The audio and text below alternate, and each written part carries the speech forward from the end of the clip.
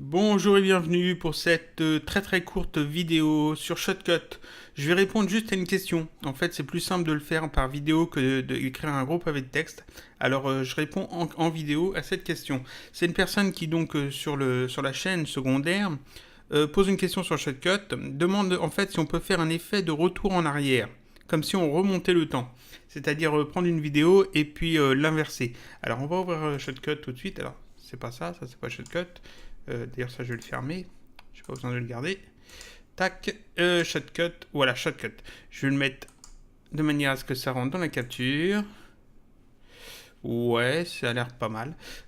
Et donc, on va mettre dedans une vidéo. Et ce qu'on va faire, c'est simplement qu'on va en sélectionner une partie, l'inverser et puis la réutiliser en fait dans la timeline.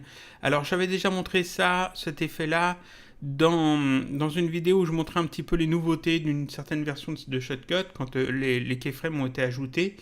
Et puis je suis pas revenu dessus. Et depuis, il y a eu des petits changements, il y a eu des petites améliorations. Avant, on pouvait inverser toute la vidéo, mais seulement toute la vidéo et après, il fallait couper. Maintenant, on peut sélectionner la partie qu'on veut inverser, ce qui est vachement pratique.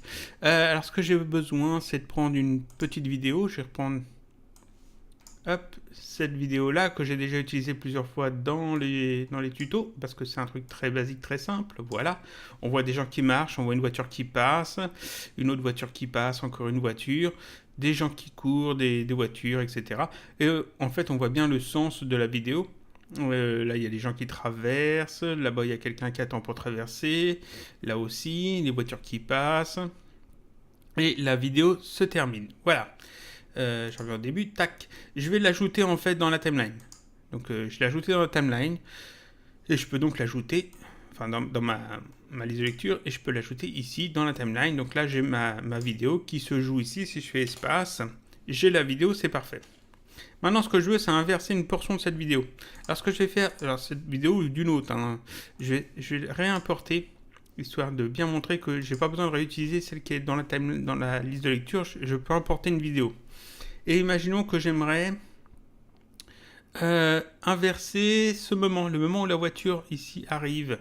C'est-à-dire que là, si j'avance un petit peu, ici, à partir de, on va dire, de là, voilà, à partir de là, j'aimerais inverser la vidéo jusqu'à ce que la voiture ici soit partie. Donc ce que je vais faire, c'est que je vais isoler cette partie. Alors ici, la petite flèche qui est ici, je peux la déplacer et venir la positionner là où je veux que la vidéo commence. Ici, tac, ici. Et là, cette flèche-là, je vais la positionner là où je veux que la vidéo se termine. Alors, je veux que la vidéo se termine, on va dire ici à, on va dire 8. Donc, je vais mettre ça ici à 8, à peu près. On peut le faire très précisément, mais bon, j'ai pas très envie de m'embêter. Là, 8, parfait. Donc là, j'ai qu'une petite portion de vidéo qui commence ici à 4,10 à peu près et qui se termine à 8. Et donc cette petite portion de vidéo, je veux l'inverser. Donc je vais dans Propriétés, cette vidéo-là qui va être inversée. Dans Propriétés, ici, tout en bas, j'ai un petit menu déroulant. Alors je ne peux pas réduire ça. Ici, un petit menu déroulant. J'ai juste à cliquer dessus et je fais inverser. Tac. Là, je choisis en fait la qualité de la vidéo. On a meilleur, on a mieux, qui est par défaut, et on a bon. Ici, comme je voulais que ça aille très vite, je vais juste mettre bon moyen. Mais forcément, quand on travaille sur des gros fichiers qu'on va encoder par la suite, il vaut mieux garder la meilleure qualité d'encodage, vu que ça sera réencodé par la suite. Donc là, je vais juste mettre bon, et je fais OK.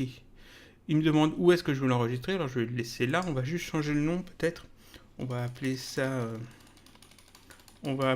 voiture qui recule. Je mets pas d'espace pour... Ah. Et si possible, pas en majuscule. Voiture qui recule. .mp4.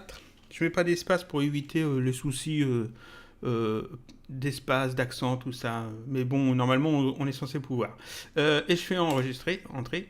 Ici, ça a mis en fait une tâche en travail. On attend un petit peu. Ça va pas être très long. Je vais aller voir dans mes dossiers téléchargement. Voilà, les deux tâches sont finies, donc c'est bon. Et normalement, ici, dans mes fichiers, là où je l'ai mis, j'ai un nouveau fichier qui s'appelle voiture qui recule.mp4 qui dure 3 secondes. Et si je le charge dans Shotcut, tac, c'est la voiture qui recule. Donc là, je peux mettre pause. Je peux l'ajouter dans ma liste de lecture. Tac. Ici, je vais ajouter en fait une piste vidéo. Alors, on va essayer de faire ça comme ça.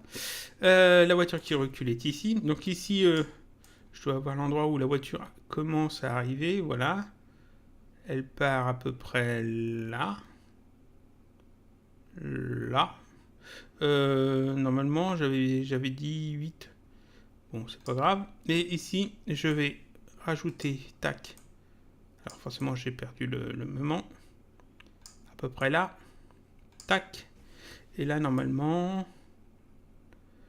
Ouais, alors, où est-ce que... Ici... Ouais, ça a l'air pas mal. Je crois que je l'ai bien placé. Donc là, si je fais lecture, en fait, j'ai la voiture qui avance. Et quand on arrive ici, c'est la voiture qui recule. Tac. Et puis arrivé ici, forcément, la vidéo repart normalement. Donc ici, il faut reprendre en fait le moment où la voiture... il faudrait peut-être à la limite réinverser ce clip-là. On peut peut-être le faire aussi d'ailleurs. On va recharger ce clip.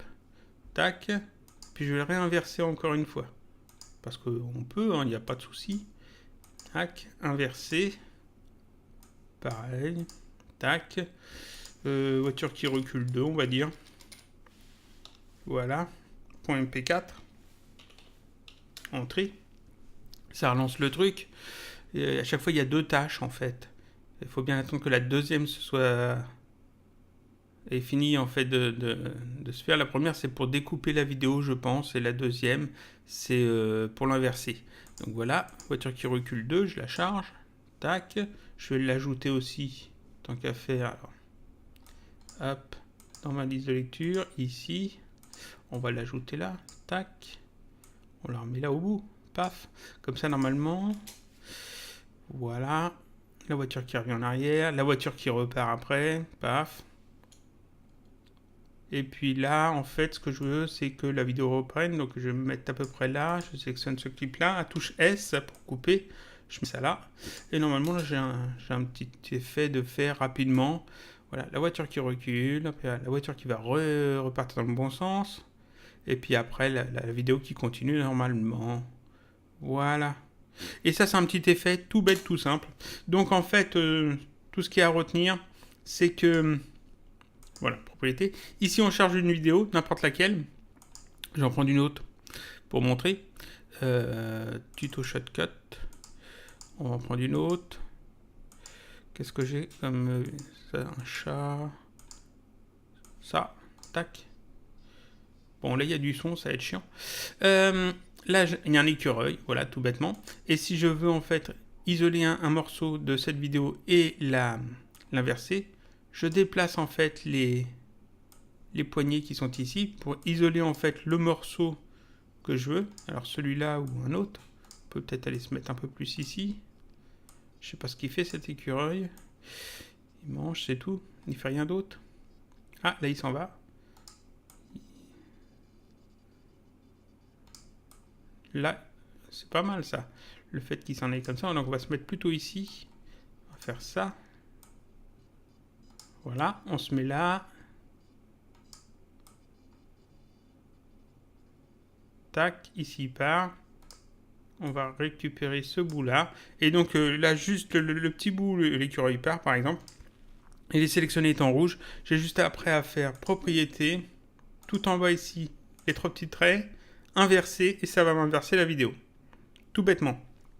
Et puis ça m'a inversé cette portion de vidéo. Si je veux inverser toute la vidéo, forcément, je remets tout en grand, mais ça sera plus long.